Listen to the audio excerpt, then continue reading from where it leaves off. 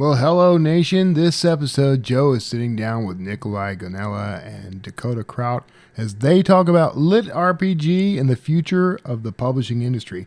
Wondering what lit RPG is? Looking for a path to publishing success? Trying to find a guide for picking cactus needles out of your leg? You've tuned into the right show. Join us now as we run from the success of Royal Road to what AI means for changes in the publishing industry.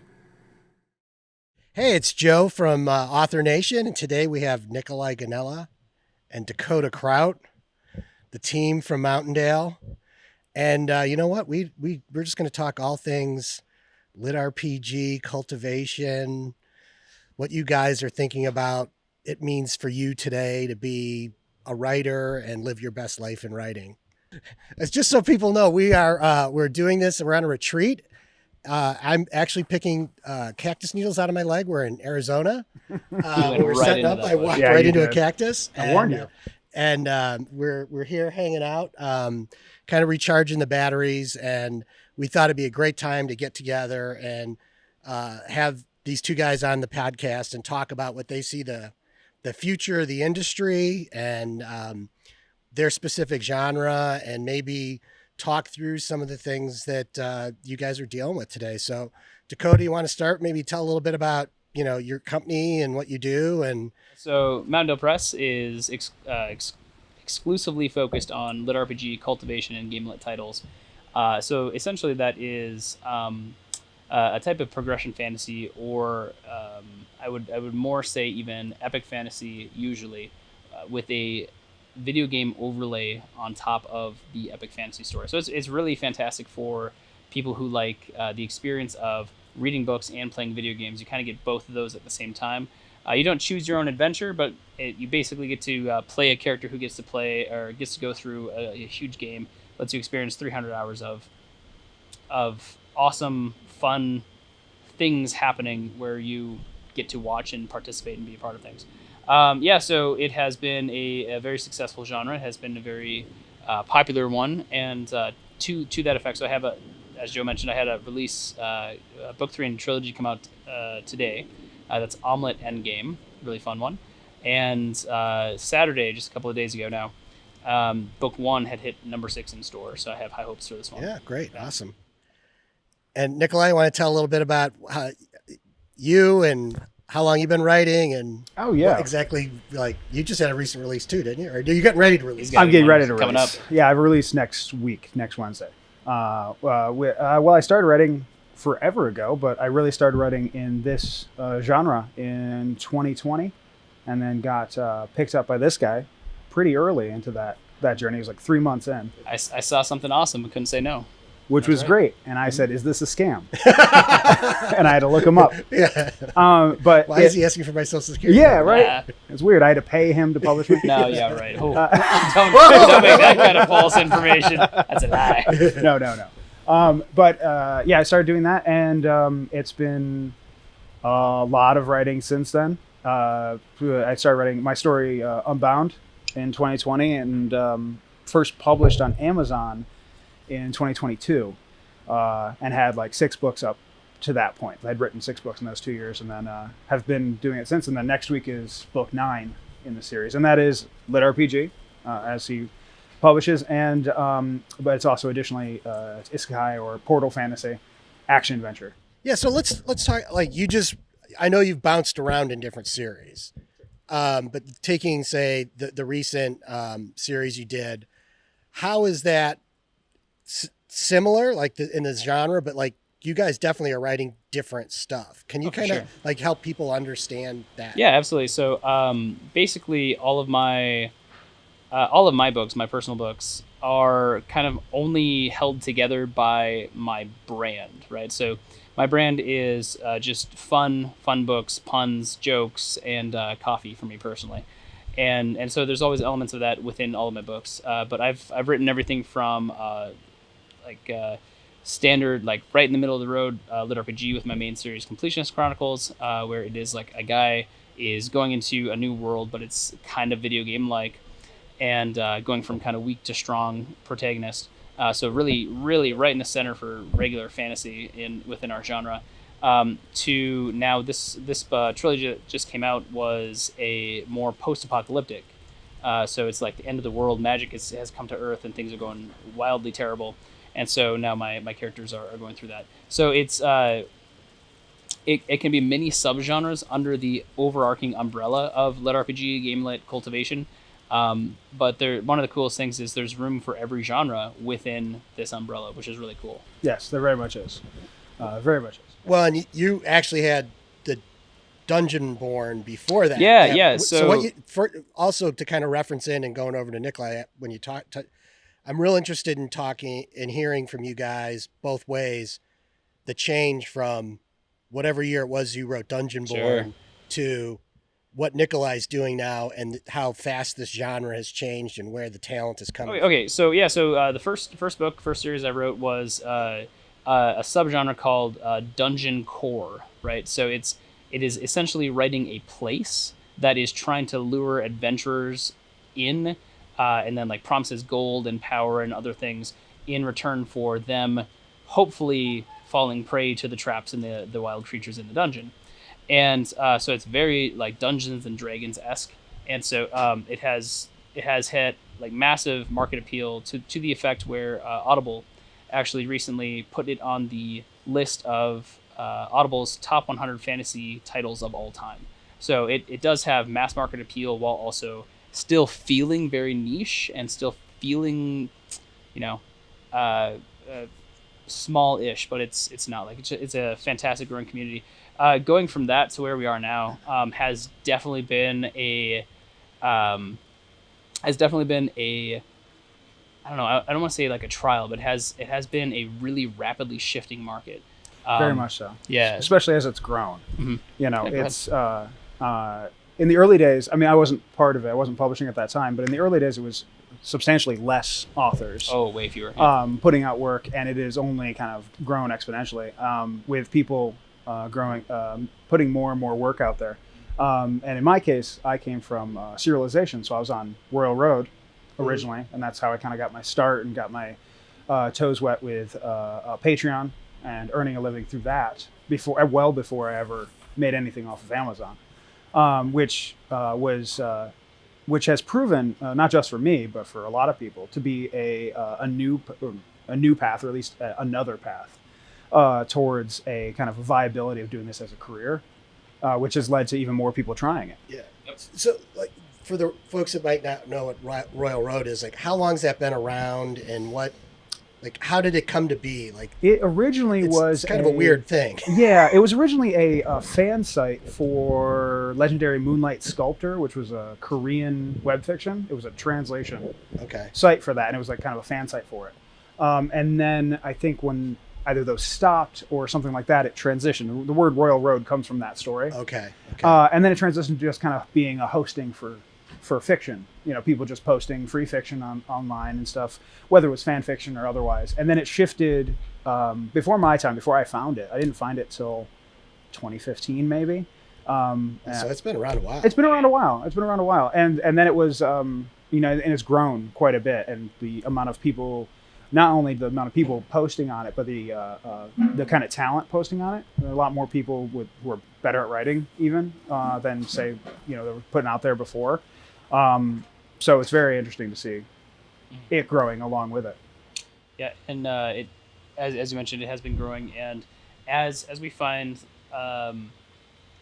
there's kind of a phenomenon. About a year ago, I'd call it the scoop. The scoop, I call it. Yeah, like 2021, the big old scoop.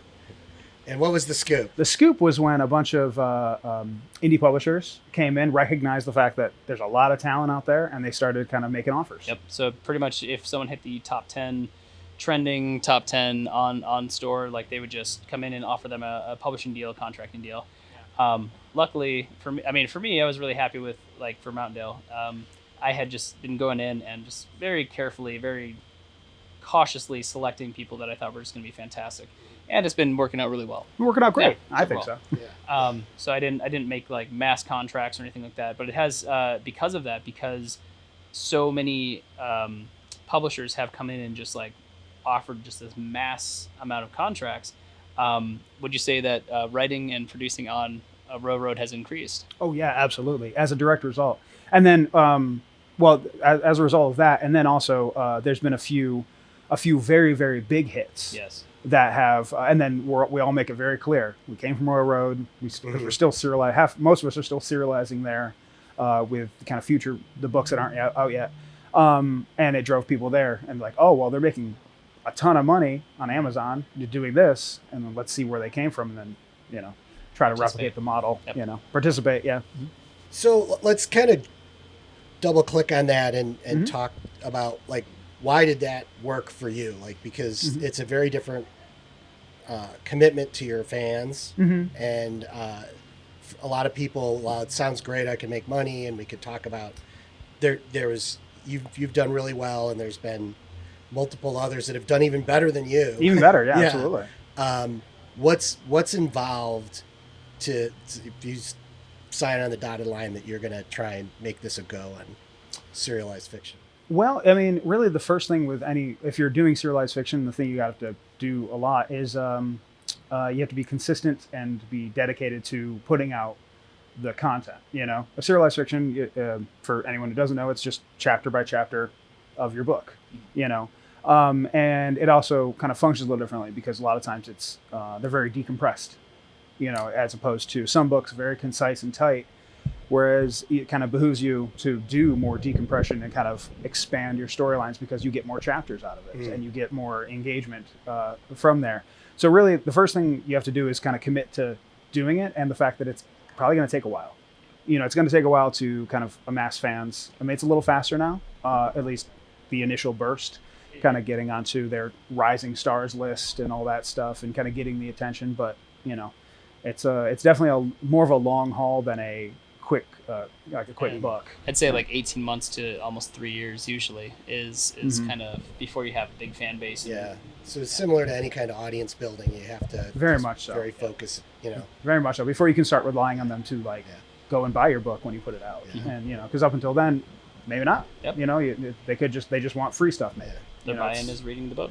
Yep. Exactly. So tell me what, like the first time because the way you initially got paid was you opened up a Patreon account. Yeah.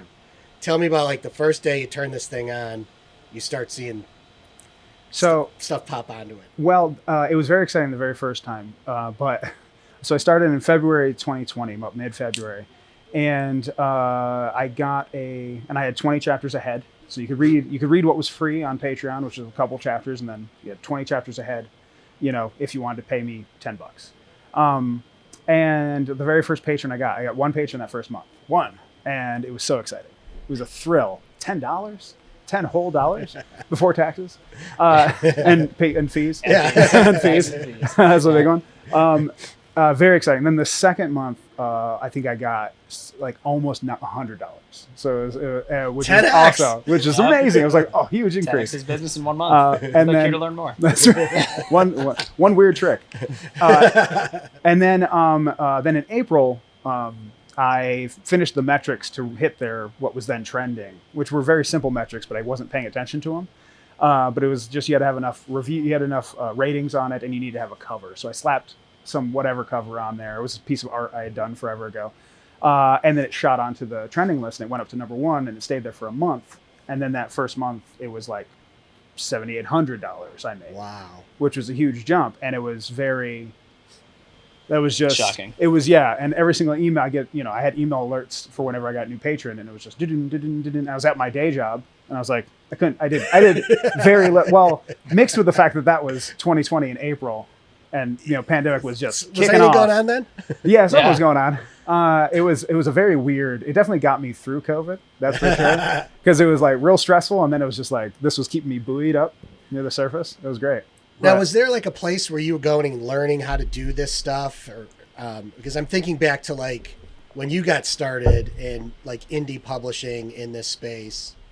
Oh man, yeah, that was for me. It was absolute trial and error. Like everything was.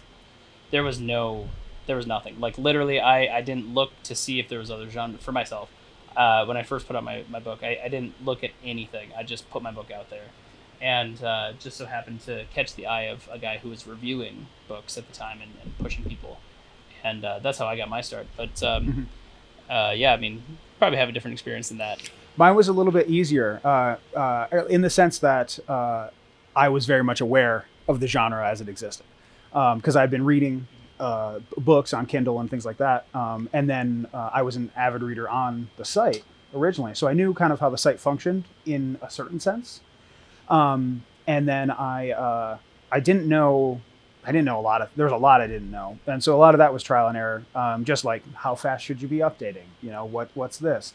But I I basically just looked at stories that I was following and I copied them, as far as like how they structure their tiers on Patreon. I'm just going to copy this one that's doing really well, and it worked out. The methodology came a lot later. It was probably a year in before I was like, oh, okay, now I know why I'm doing this and why we're doing this and all this. And now, I mean, Royal Road itself changes the kind of the algorithm, which kind of dictates how stories rise up into their kind of their rising stars, the kind of high visibility for brand new stories. But there's a method to that particular madness. It might change once people talk about it too much, but then then you just figure it out again. But based on like where things are now, somebody might be watching this that's thinking about like, I want to be Nicoli or Dakota when I grow up.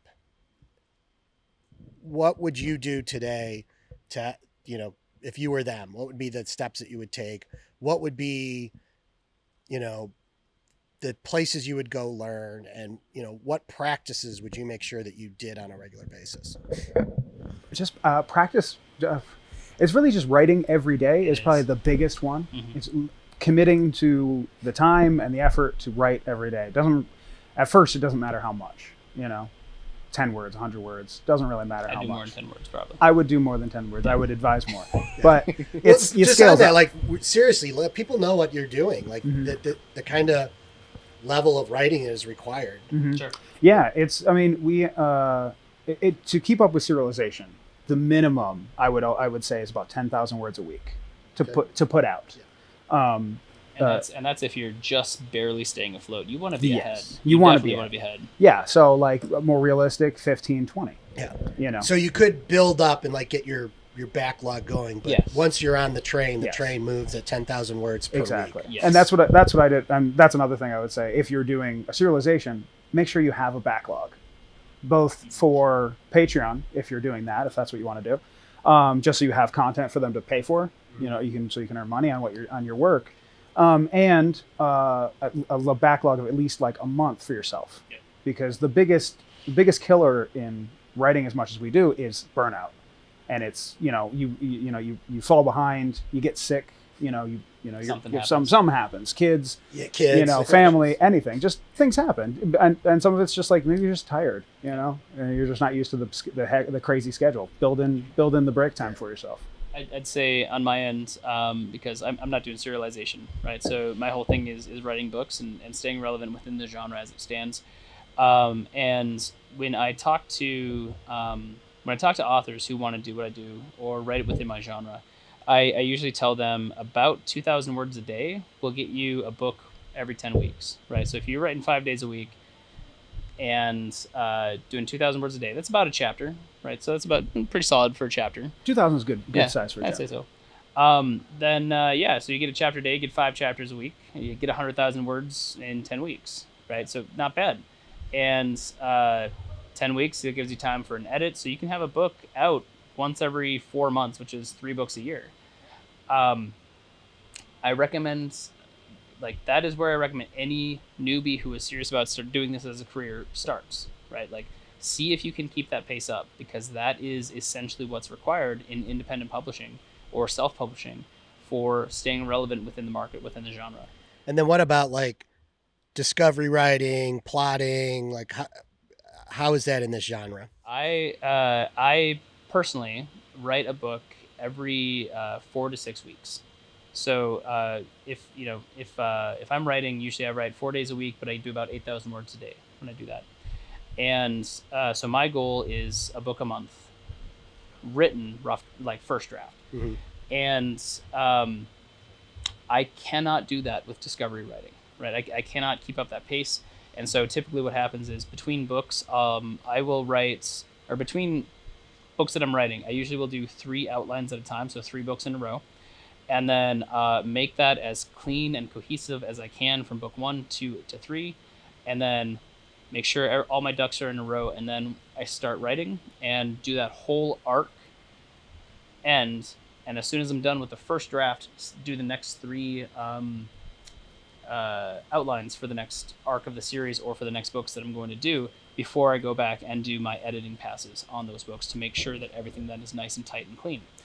And so, yeah, that takes me 3 to 4 months on average to get a 3-book arc done, and then that goes out, and that's the pace that I keep, and it is what I recommend people at this level keep. So getting there is hard, and so as Nikolai said, have content ahead of time before you start that publishing train, because it does not slow down for you.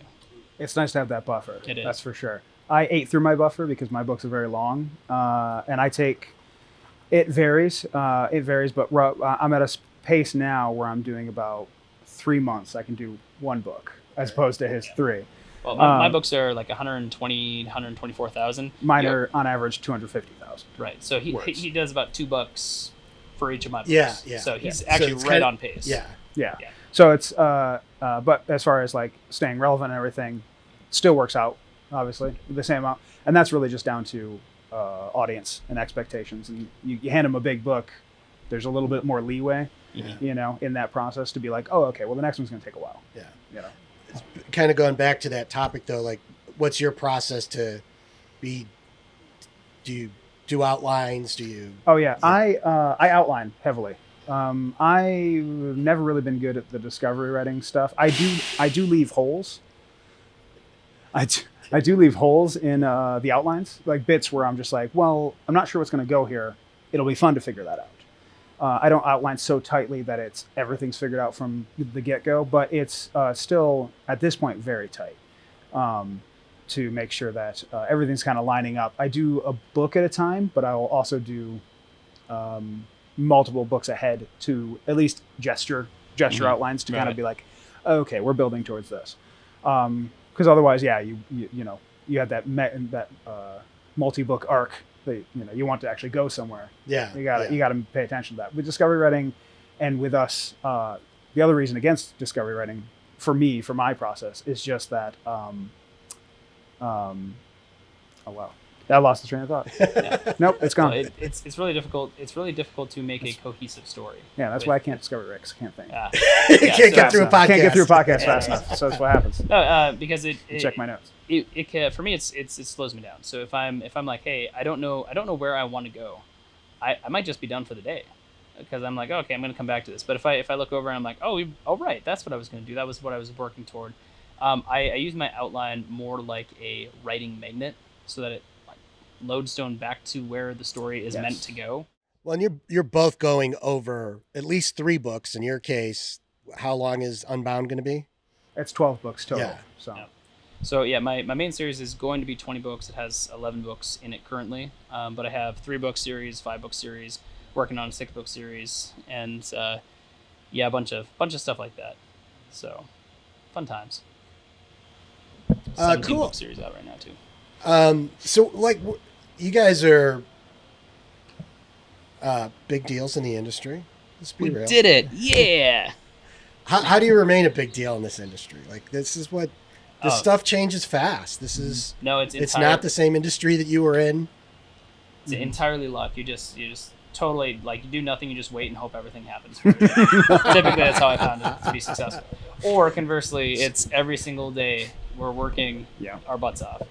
And so we have not only would I say I'm very dedicated in what I do and very regimented in my work. You are too. Yeah, Very much so. It's a massive, constant grind, and we get to do fun things like Kind of breaks it up. What do we do today? Hang out with Joe. Get to hang out with Joe. Waited around in a pool all day. And right. Told bad puns and. That's right. Story ideas. I listened to bad puns. Yeah. Mostly I made the bad puns. But yeah, it's constant effort, and then we also have, like with Mountaindale, we have a whole team dedicated to advertising, marketing, market research, to researching how cover design is changing in our industry, how like selecting narrators and figuring out what is up and coming and what is kind of fading away. And so there is a ton of effort that goes into almost every single aspect of what we do, and it is multiple full-time jobs, and we luckily like mainly get to focus on the content generation and have that work for us in the background. Yeah, that's been one of the best things about working with Mountaindale Press, and is just that I don't have to. I really just have to worry about writing for the most part.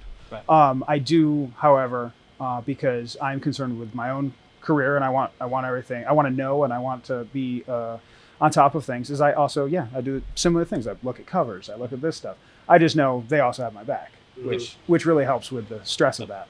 But yeah, no, it's very important to stay on top of how everything's changing, kind of the new books that are coming out, the new books that are doing really well, and why they're doing really well. Always read them. Read your own genre. Yep, read your own genre. It always helps. I also absolutely advocate for read other genres too, and then bring them in. Well, last night you were hanging out with the romance authors. I was, picking their brains. Yeah. Good stuff. Some of the best, absolutely. Some of the best marketers in any genres. Absolutely, right there in romance. Absolutely, well, no question about that. Yeah, you were talking with Stacia Stark and Alexis Calder, who we hope to have on the podcast, and you see how committed they are to understanding the genre, right? Oh, absolutely. It's like almost scientific. Yeah, and the exact same thing that any good indie author is going to has to do to kind of stay abreast to everything. Because this is a full-time career. It's not a full-time I write. This is if you want to be an expert in your industry, in any industry, that requires a lot of effort on your part. And I mean, realistically, there's very few industries that you want to have as a career that you can just coast in, and this is certainly not one of them. Well, we'll kind of end here on a whopper. If there was ever a time to coast, it's not now. We have AI is a looming thing. What does that mean for you when you're thinking about your business, your genre, and how are you preparing to deal with all this change that's coming in the marketplace?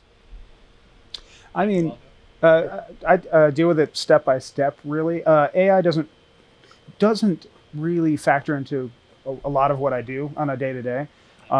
It also doesn't really particularly worry me. Why is that? It's mostly just unless it makes it makes some real qualitative leaps real fast. I'm not too worried about it, spitting out. Well, let's say it does. Let's say it does. I don't know. Let's say the moon falls. Like we can say a lot of things. I just don't see that it will very fast. But even still, it is doesn't factor into a lot of what I do. At best, right now, AI is, in my opinion, and I haven't really. Again, I don't really factor it. I don't use it very much. It's a search engine.